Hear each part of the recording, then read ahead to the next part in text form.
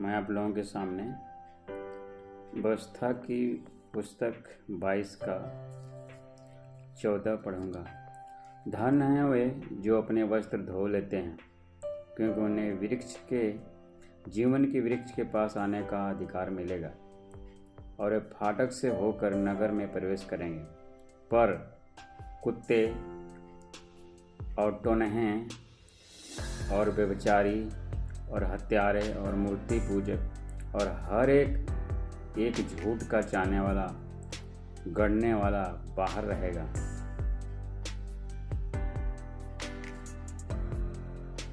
परमेश्वर का वचन बहुत सत्य है। परमेश्वर के राज में जाना बहुत कठिन है,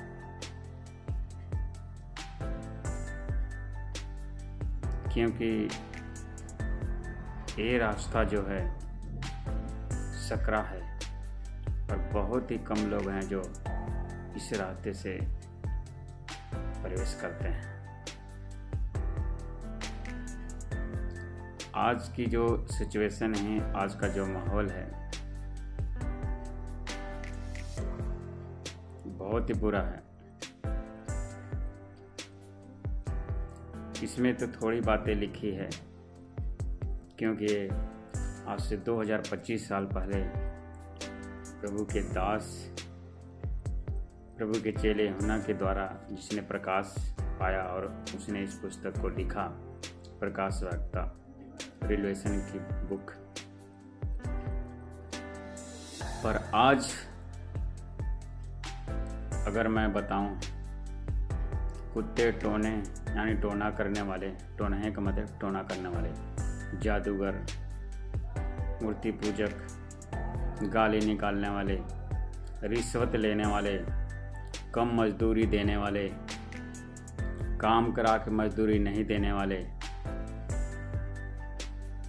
और बेईमान, हर तरह के झूठ बनाने वाले, झूठ के चाहने वाले और झूठे केस में फंसाकर नाजायज सजा दिलाने वाले और ईमानदारी से काम ना करने वाले, चाहे वो प्राइवेट हो या सरकारी सेक्टर हो, चाहे गवर्नमेंट हो या प्राइवेट सेक्टर हो। अगर आप कहीं जाते हैं, आपका थोड़ा सा भी काम होता है सरकारी सेक्टर में, तो आपकी फाइलें यहाँ से वहाँ, यहाँ से वहाँ, मतलब 2 मिनट का काम 2 घंटे। अगर अगले ने देख लिया कि नॉर्मल आदमी है, गरीब सा लग रहा है, तो आपको 2 महीने के बाद आपका काम होगा। अगर अगले को लग रहा है कि पैसे वाला है, तो शायद बोले कोई नहीं, थोड़ा बहुत कर दीजिए, हम कर देंगे काम। मतलब सैलरी लेने के बाद भी लोग ईमानदार नहीं हैं, उन्हें और भी पैसा चाहिए, बेईमानी का। कोई डर नहीं परमेश्वर का, कोई डर नहीं समाज का, कोई डर नहीं कानून का।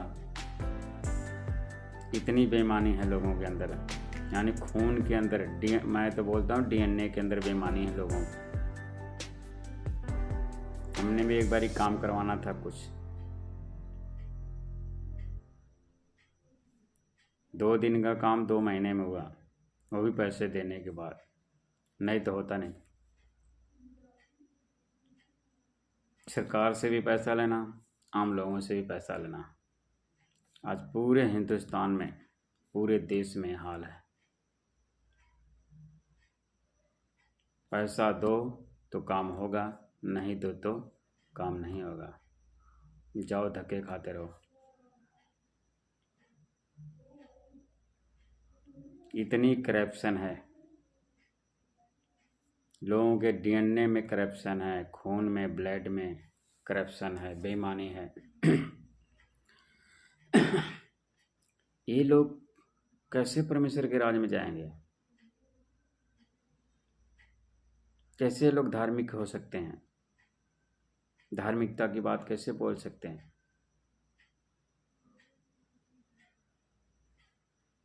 जिनको समाज का डर नहीं, ईश्वर का डर नहीं, ठीक है, किसी का डर नहीं है अंदर कि एक दिन हमारा ईश्वर न्याय करेगा, जो इसने ब्रह्मांड सृष्टि को बनाया है। समाज का डर नहीं, कानून का डर नहीं है लोगों को। पकड़े जाने पर हो सकता है उनकी जॉब चली जाए, बदनामी अलग हो सकता है सजा भी हो सकती है, पर फिर भी कोई प्रॉब्लम नहीं। ऐसे लोगों को आप क्या कर सकते हैं? और ऐसे लोगों का पैसा आपने 2016 में देखा होगा, जब नोटबंदी हुई थी, जितने भी हराम की कमाई थी लोगों ने रिश्वत से कमाया था या नाजायज़ तरीके से, बाइबल में साफ साफ लिखा है। इंटरप्रेटेड थोड़ा सा मैं साफ बताता हूँ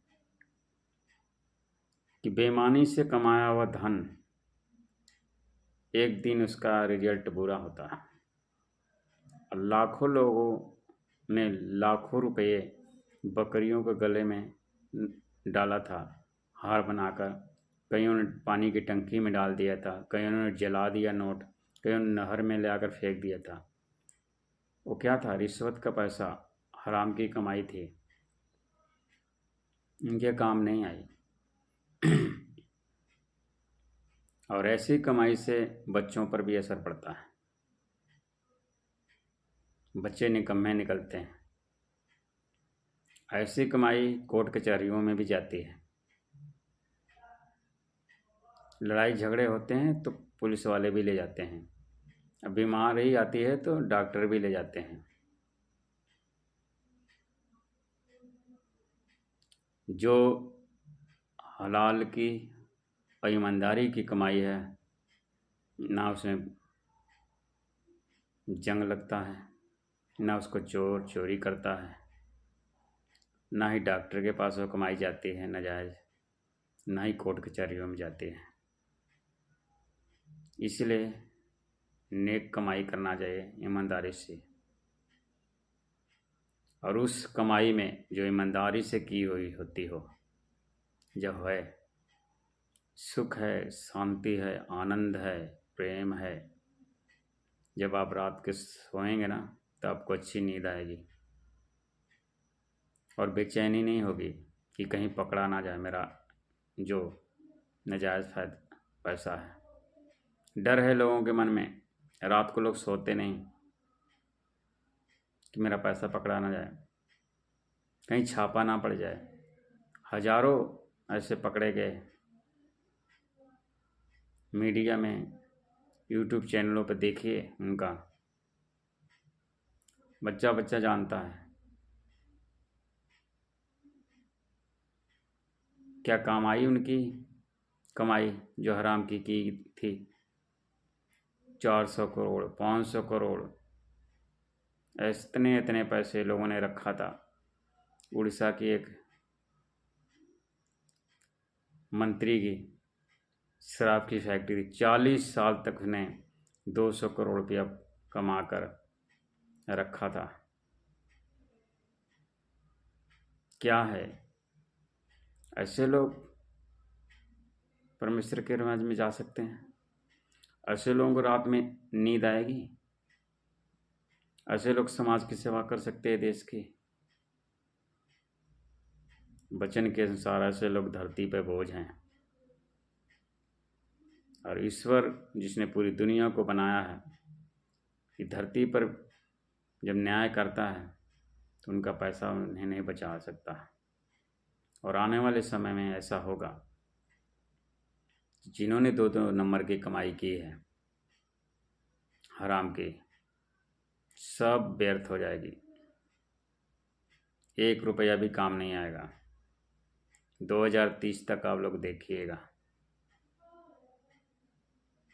करोड़ों रुपए, अरबों रुपए बर्बाद हो जाएंगे लोगों के। हो के रहेगा क्योंकि ईश्वर न्याय करता है, और जब वो न्याय करता है तो आपकी सारी बुद्धि यहीं पर रह जाएगी। आप जितनी मर्जी इंटेलिजेंट हैं, 2024-16 में जो बहुत ही इंटेलिजेंट थे, जिन्होंने छुपा के रखा था पैसा अपने घरों में या कहीं भी, काम आया नहीं आया। अभी आगे भी ऐसा होगा। 2000 के नोट बंद हुए, आगे भी बंद होंगे। इसीलिए डरो, ईश्वर से डरो, उसके न्याय से डरो, उसके जजमेंट से डरो। वो न्याय करने वाला है, वो प्रेम करने वाला है तो न्याय करने वाला भी है, वो दया करने वाला है तो सजा देने वाला भी है। और किसी एक के लिए नहीं, पूरी मानव जाति का वो न्याय करेगा एक दिन, उसके अच्छे कामों का भी, उसके बुरे कामों का भी। पैसा नेक कमाया है जो कमाया जाता है नेक तरीके से, ईमानदारी से, उसमें ब्लेसिंग है, उसमें आशीष है, उसमें शांति है। जब आप रात को सोएंगे तो आपको अच्छी नींद आएगी, आपको टेंशन नहीं होगी उस पैसे से कि कहीं छापा पड़ गया तो बदनामी होगी। ईडी का छापा बड़े लोगों पर पड़ा है, आगे भी पड़ेगा। कितनी बदनामी होती है, ना वो पैसा आपके काम आया, ना समाज के काम आया। इतनी साल से, इतनी मेहनत से, डर में आपने रखा उस पैसे को, टेंशन में रखा, फिर भी तो जब न्याय करता परमेश्वर, ईश्वर, तो पैसा जो आपने टैक्स का चोरी करके रखा था ना, फिर सरकार के पास जाता है। तो पहले सरकार को दे दो, क्योंकि बाइबल में लिखा हुआ है, बाइबल में साफ साफ लिखा। यीशु मसीह के पास कुछ लोग आए और एक सिक्का दिया, वैसे उनको यीशु मसीह को परखने के लिए आए थे।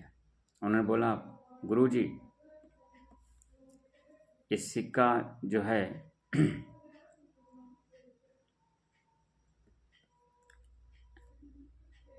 एक तरफ कैसर की थी, एक तरफ और चिन्ह था। परखना चाहते थे कोई, अगर ये बोले कि टैक्स देना चाहिए नहीं देना है, टैक्स की बात थी, परखना चाहते थे यीशु मसीह को। वहाँ के जो ज्ञानी थे, यीशु मसीह ने साफ बोला, जो परमेश्वर का है परमेश्वर को दो, जो सरकार का है सरकार को दो। यानी जो सरकार का हक बनता है, टैक्स, टीडीएस, वेट, ठीक है, तो सरकार को दो। सेल टैक्स है, इनकम टैक्स है, आराम से सो रात को, क्यों नींद खराब करनी है, क्यों छापे से डरना कि छापा पड़ेगा तो।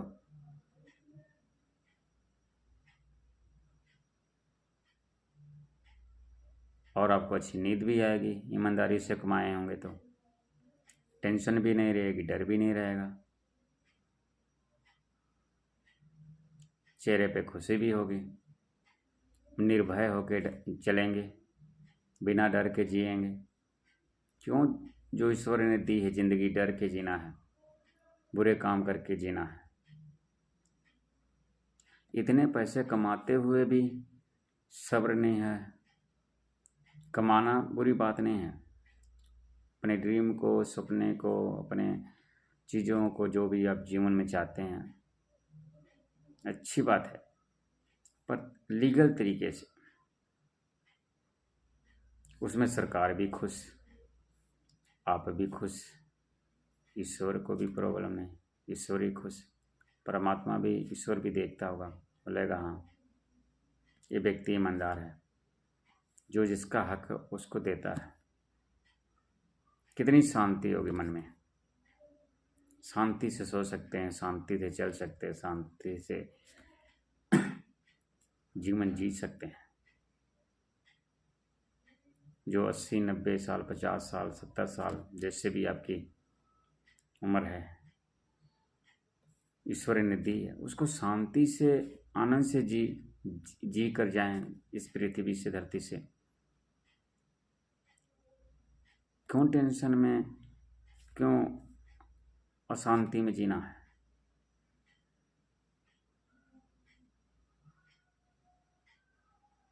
मेरा बताने का मतलब है कि जो ईश्वर ने आपको एक ज़िंदगी दी है, उसमें उससे डर कर एक पवित्र पाक जीवन जिए। जो जिसका हक उसका हक पूरा कीजिए। धर्मशास्त्र यही बताते हैं, पवित्र जीवन जिए, ईमानदारी से रहें। अब देश की सेवा करते देश की सेवा कीजिए, समाज की सेवा करना है समाज की सेवा कीजिए, ईश्वर की सेवा करना है ईश्वर की सेवा कीजिए, पर सब कुछ सही तरीके से कीजिए। इससे आपके ऊपर भी ईश्वर की कृपा बनी रहेगी, कोई टेंशन नहीं रहेगी, समाज का डर नहीं होगा, कोई सरकार का डर नहीं होगा, और आप इज्जत की ज़िंदगी जी सकते हैं जब तक भी धरती पर ईश्वर ने आपको रखा है। क्योंकि इंसान ही एक ऐसा है जो ईश्वर के स्वरूप में बनाया गया है। ईश्वर ने जानवरों को अपने स्वरूप में नहीं बनाया, बोल कर बनाया, पर इंसान को ईश्वर ने, परमात्मा ने अपने स्वरूप में, अपने समानता में, बुद्धि में, समझ में बनाया